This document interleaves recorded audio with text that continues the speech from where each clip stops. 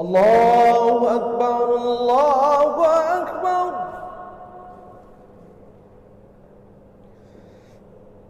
Allahu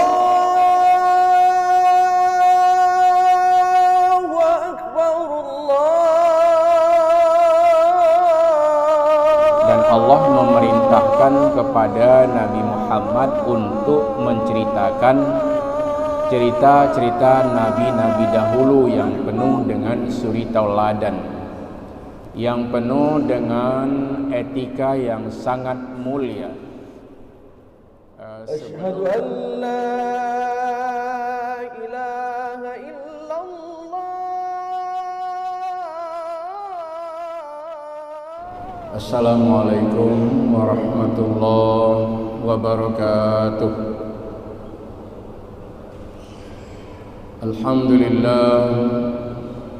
Alhamdulillahil wahidil qahhar. Asyhadu an la ilaha illallah wahdahu la syarika lah. Wa asyhadu anna Muhammadan abduhu wa rasuluh.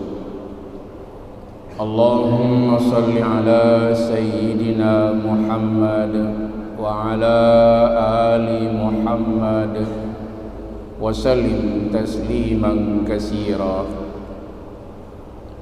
Amma ba'du, fa ya ayyuhal hadirun wal hadirat rahimakumullah, usikum wa nafsi bis sabri was salah, innallaha ma'as sabirin. Wa qala Allahu ta'ala fil Qur'anil Karim, a'udzu billahi minasy syaithanir rajim. Bismillahirrahmanirrahim. Wa inna rabbaka lahuwal azizur rahim. Watlu 'alaihim naba'a Ibrahim iz qala li abihi wa qaumihi ma ta'budun. Qalu na'budu asnaman fanadallu laha 'akifin. Sadaqallahul azim. Ma'asyiral muslimin dan muslimat, Jamaah Maghrib Masjid Raya Baitur Rahman Banda Aceh, pendengar Radio Republik Indonesia, pendengar Radio Baitur Rahman, pendengar Radio Serambi FM, pendengar radio-radio swasta lainnya yang ikut dan turut menyiarkan halqah maghrib di Masjid Raya Baitur Rahman yang kita cinta ini, beserta seluruh jamaah ofisial atau pemirsa TV Masjid Raya Baitur Rahman Banda Aceh di mana saja berada yang dirahmati Allah.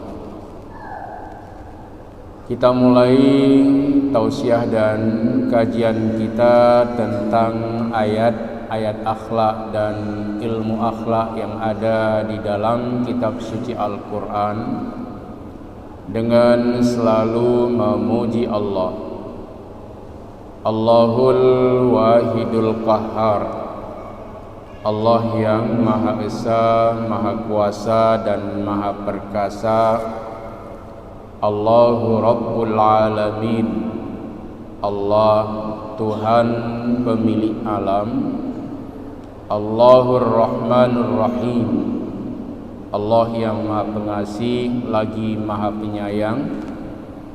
Allahu na'budu wa lahu nasta'in, Allah yang kita sembah dan Allah tempat kita memohon pertolongan dan perlindungan.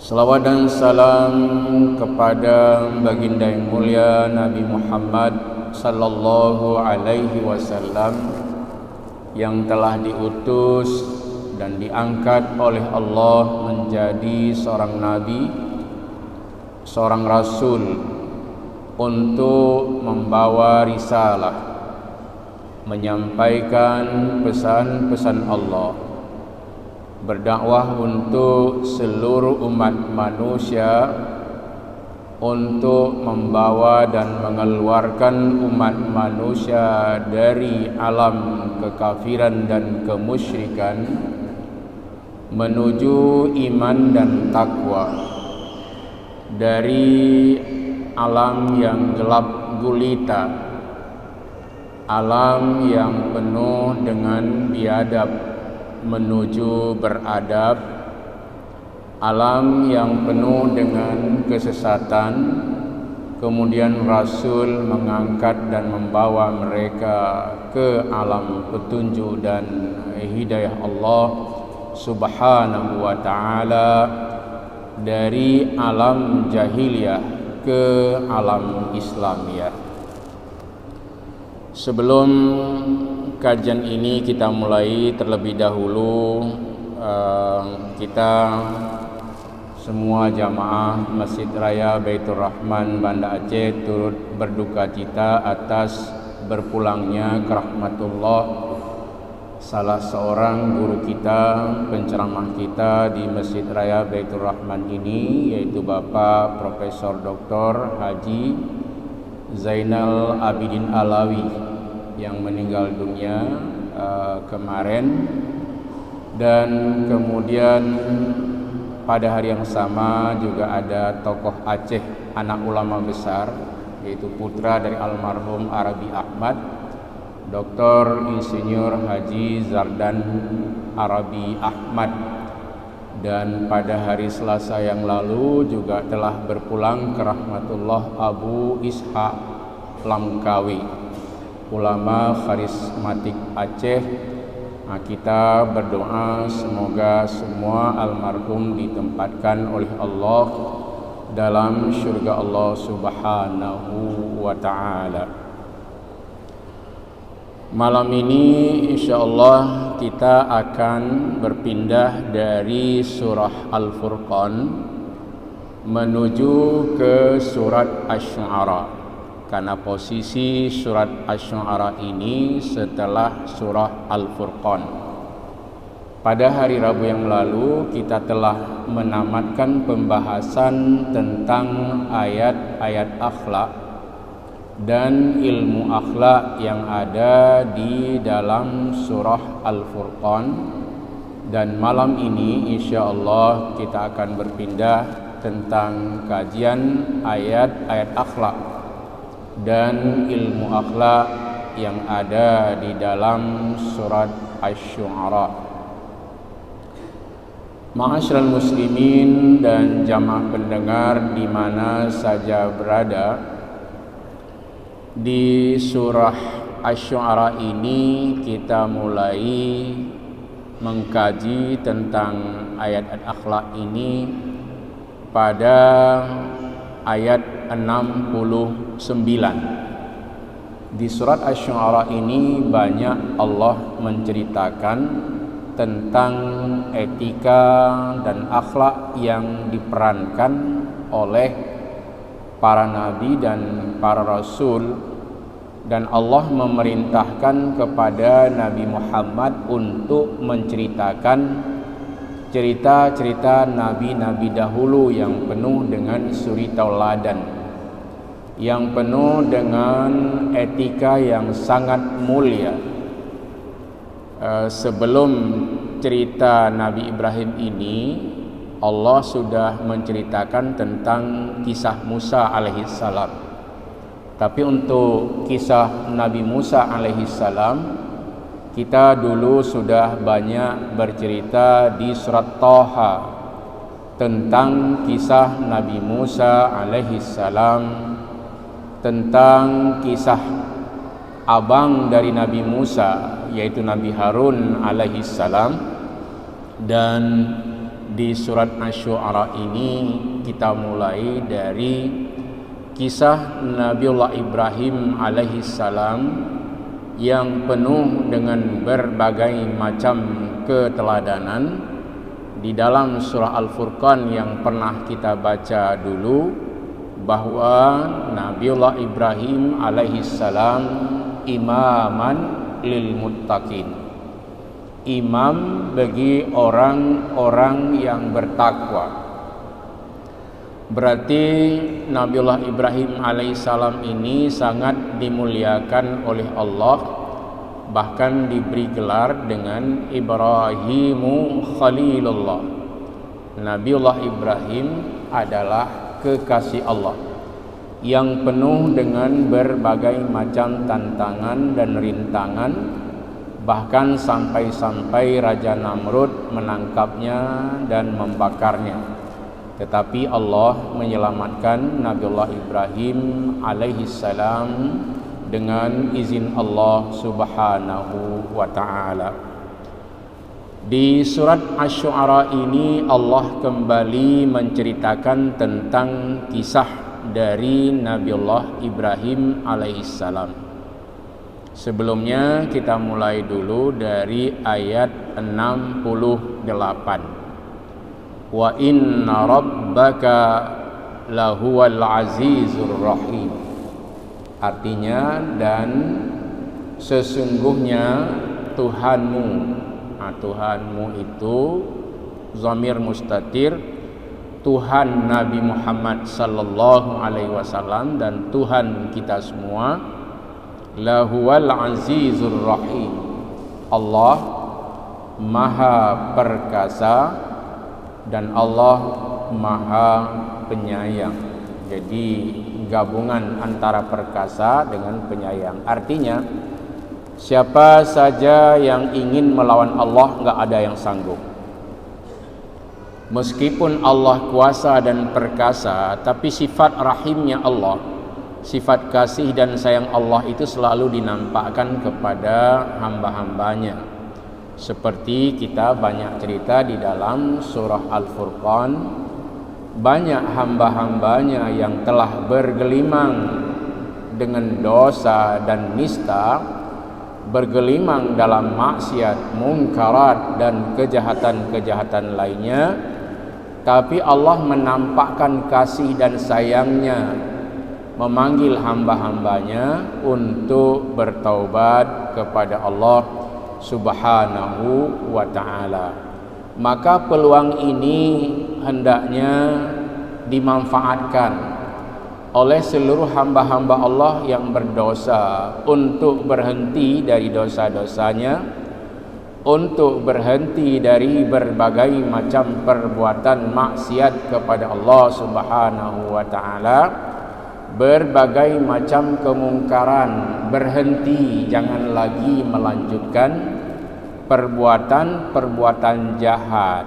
Jadi jangan sampai kegiatan kemaksiatan dan kejahatannya dihentikan oleh Allah dengan cara Allah mengazab mereka atau menurunkan berbagai macam bencana dan malapetaka kepada hamba-hambanya yang tidak patuh, yang selalu bersikukuh dalam kejahatan dan kemaksiatannya. Ujung-ujungnya dihentikan oleh Allah, dibinasakan oleh Allah. Allah menurunkan berbagai macam azab, bahaya dan bencana-bencana yang didatangkan oleh Allah kepada hamba-hambanya yang tidak mau bertaubat kepada Allah Azza wa Jalla. Maka sebelum Allah menceritakan tentang kisah Nabi Ibrahim dan nabi-nabi lainnya, Allah memperkenalkan diri. Jadi ayat ini nanti bukan hanya satu ini. Setiap kali selesai sebuah cerita, pasti kita akan menemukan wa inna rabbaka lahuwal azizur rahim, dan sesungguhnya Tuhanmu ya Rasulullah adalah Allah yang maha perkasa lagi maha penyayang. Jadi Rabbuka di sini Tuhanmu, Tuhan dari Nabi Muhammad dan Tuhan dari kita semua. Allah perkenalkan diri bahwa Allah Maha Kuasa, Maha Perkasa dan Maha Penyayang. Maka kita manfaatkan kasih sayang Allah itu untuk kita semua berserah diri kepada Allah, berharap kepada Allah, dan bergantung kepada Allah Subhanahu wa ta'ala dalam hidup dan kehidupan kita di alam ini. Maksud Allah memperkenalkan diri min maqasidis surah, di antara maksud surah-surah dari Al-Quran yang diturunkan oleh Allah kepada junjungan kita Muhammad sallallahu alaihi wasallam, agar semua makhluk dan hamba-hamba Allah di muka bumi tunduk, patuh, taat, dan tidak ingkar kepada Allah Subhanahu wa ta'ala yang maha kuasa, maha perkasa, dan maha penyayang terhadap seluruh hamba-hambanya. Watlu alaihim naba'a Ibrahim. Kepada siapa diperintahkan oleh Allah? Watlu ayyuhar rasul, ya Rasulullah wa ya Nabi Allah, bacakan, terangkan tentang kisah dari Nabiullah Ibrahim alaihissalam. Jadi ini Nabi Muhammad, kalau sekiranya bukan karena firman Allah, nggak bisa cerita, karena Nabi Muhammad tidak bertemu dengan Nabiullah Ibrahim alaihissalam, jauh sekali nggak bertemu.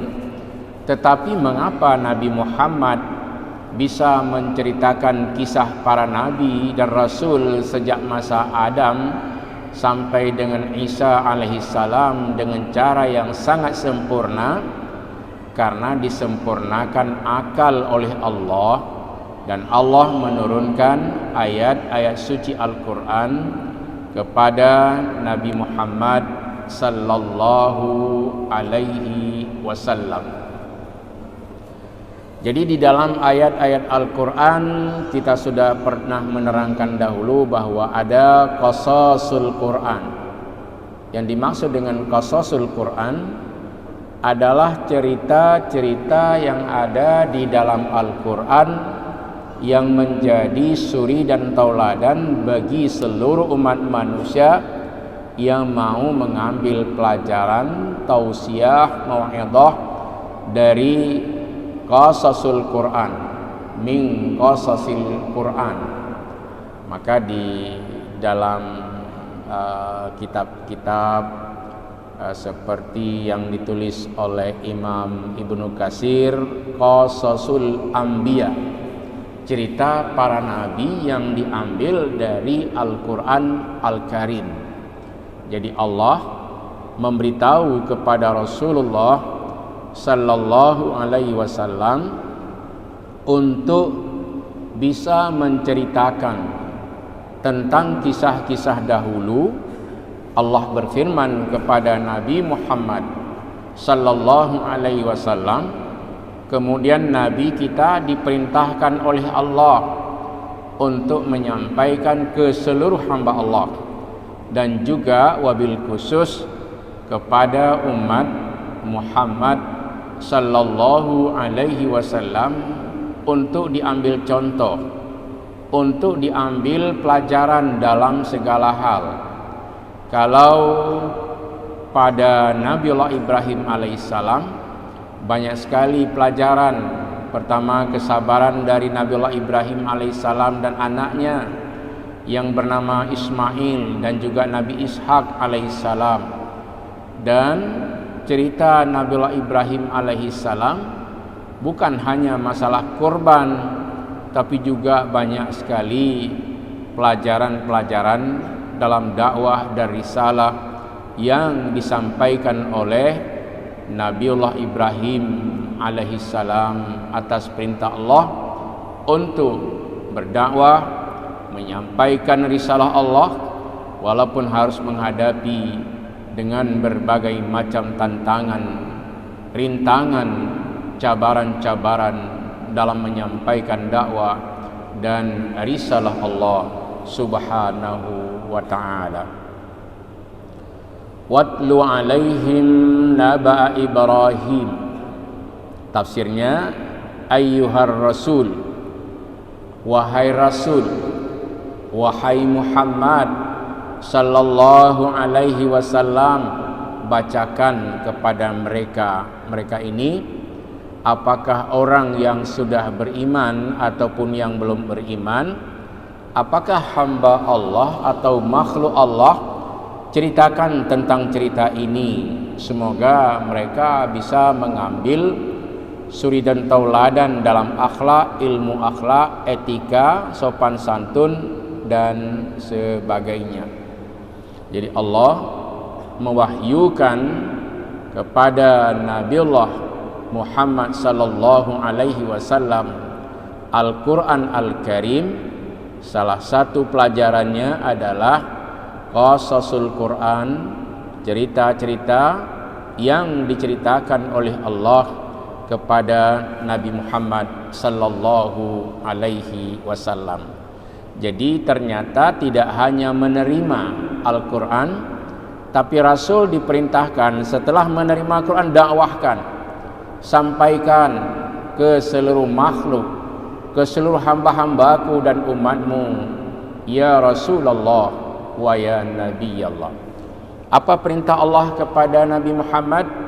Watlu alaihim naba'a Ibrahim. Sampaikan ya Rasulullah, bacakan ya Rasulullah tentang kisah Nabiullah Ibrahim kepada mereka. Jadi apakah orang mau beriman ataupun tidak mau beriman, pokoknya sampaikan saja ke seluruh umat manusia tentang kisah Nabiullah Ibrahim alaihissalam. Tentang apa? إِذْ قَالَ لِأَبِيهِ وَقَوْمِهِ مَا تَعْبُدُونَ. Ingatlah ketika Ibrahim berkata atau berdakwah kepada ayahnya dan juga kepada kaumnya. Jadi ayah daripada Nabiullah Ibrahim ini yang bernama Azar itu kerjanya sebagai pembuat patung pada zamannya, pembuat berhala. Dan Nabi Ibrahim tahu ayahnya enggak mau beriman, tapi dia tetap berdakwah. Apa dakwah Nabiullah Ibrahim kepada ayah dan kaumnya? Ma ta'budun. Ayah dan kaumnya itu ditanya oleh Nabiullah Ibrahim alaihissalam, apa yang kalian sembah? Karena Nabi Ibrahim setiap saat memperhatikan orang ini tidak mau menyembah Allah, tapi menyembah patung-patung, menyembah berhala-berhala. Nabi Ibrahim bertanya lagi, apa yang kalian sembah? Ma ta'budun. Artinya begini, wahai ayah dan kaumku semua, apa yang kalian sembah? Ma ta'budun. Apa yang kalian sembah? Bagaimana jawaban mereka? Qalu na'budu asnaman fanadhallu laha 'akifin. Jadi mereka menjawab, ini termasuk ayah daripada Nabiullah Ibrahim alaihissalam menjawab, dan kaum Nabi Ibrahim.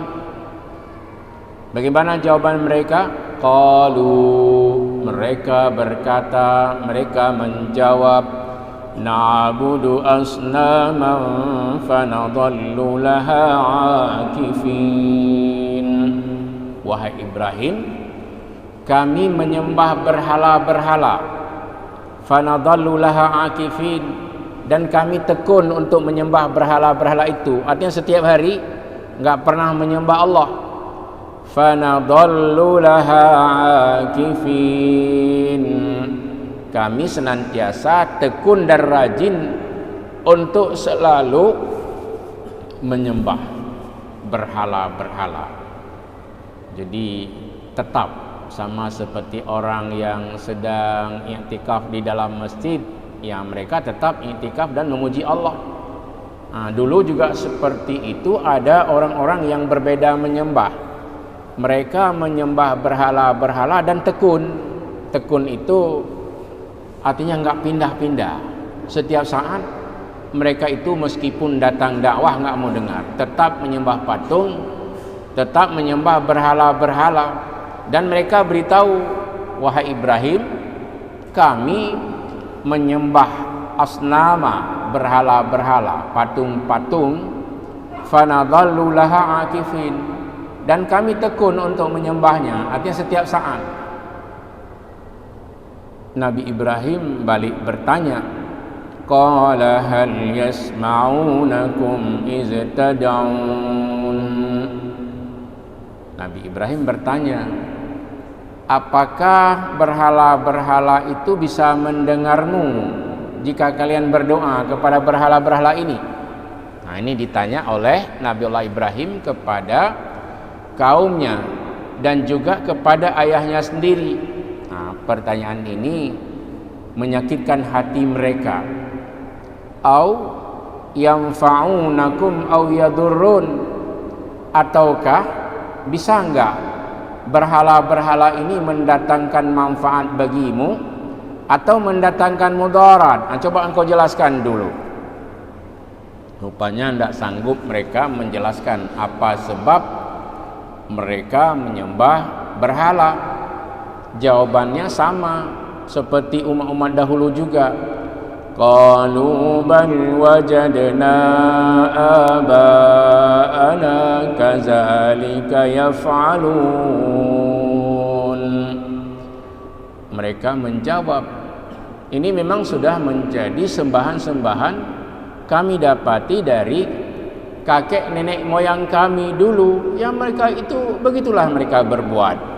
Jadi dari sejak dahulu mereka melihat dan mengambil contoh dari kakek dan nenek moyang mereka, bahwa mereka dahulu menyembah patung, menyembah berhala, sehingga sampai dengan zaman Nabi Ibrahim alaihissalam masih ada orang yang hidup menyembah berhala-berhala, asnama itu.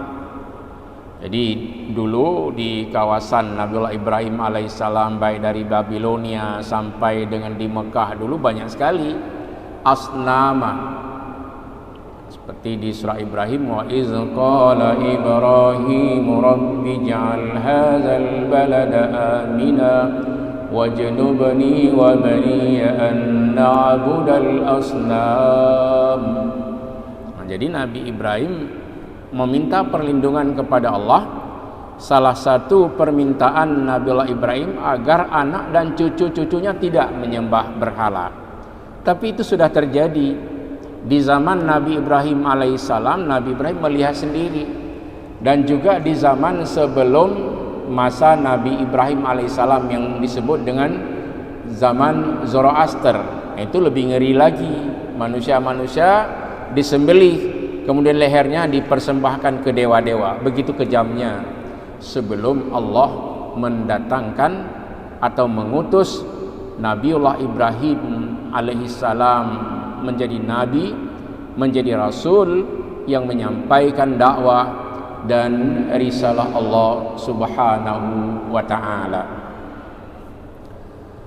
Nabi Ibrahim bertanya, wahai saudara-saudaraku sekalian, apakah berhala-berhala itu bisa mendengar kalau kalian semua berdoa minta pada berhala-berhala itu? Ataukah berhala-berhala itu sanggup untuk mendatangkan manfaat dan mudarat bagimu?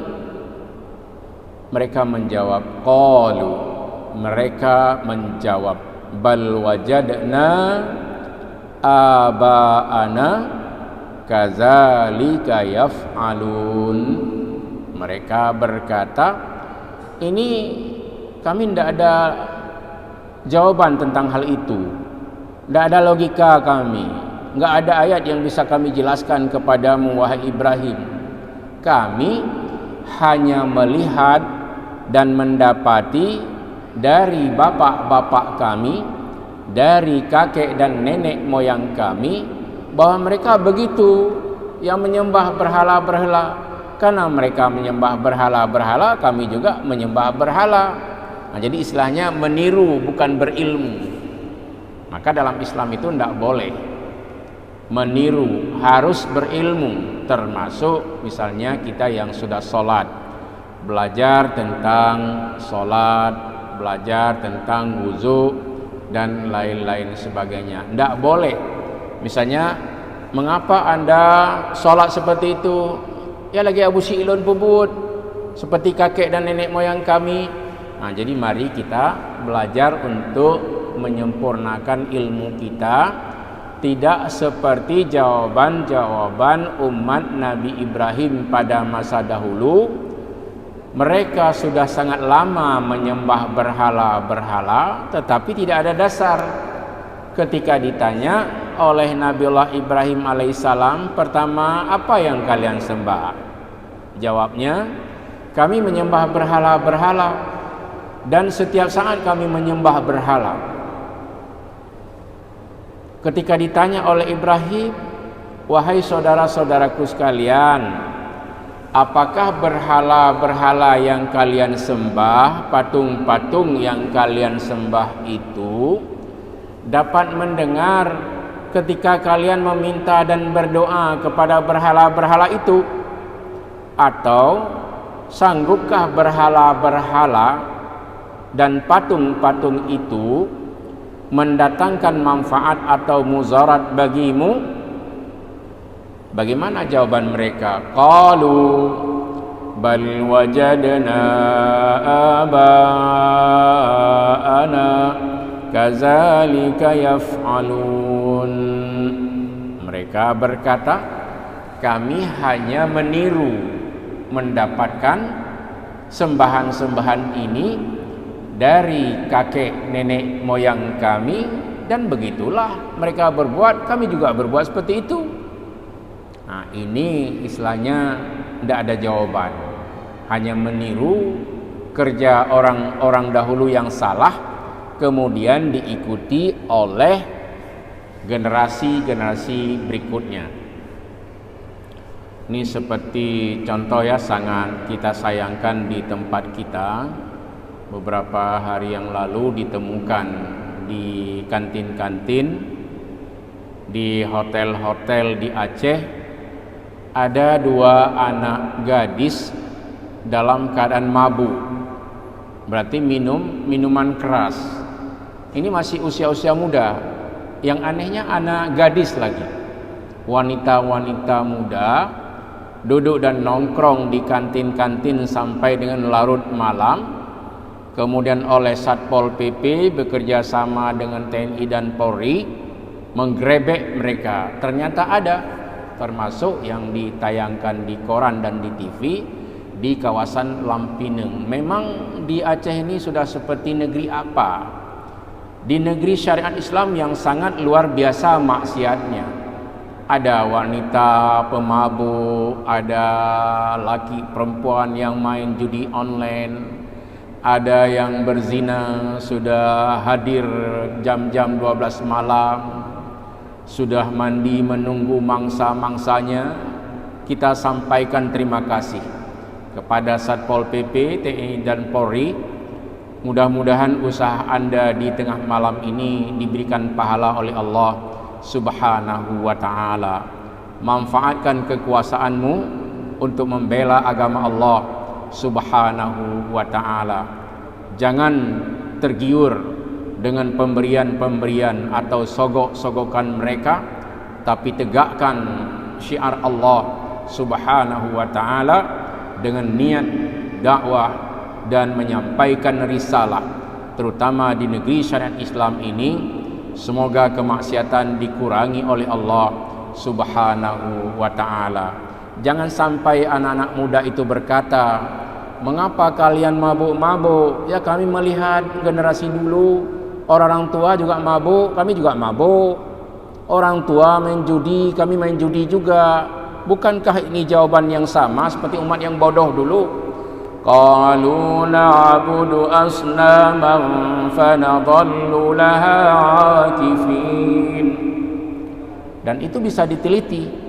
Kalau anak-anak muda itu suka mencuri, suka main judi, suka berzina, suka mabuk-mabuk, itu pertanda bahwa mereka tidak sholat. karena mereka lebih mencintai kemaksiatan daripada hal yang diperintahkan oleh Allah Subhanahu wa taala.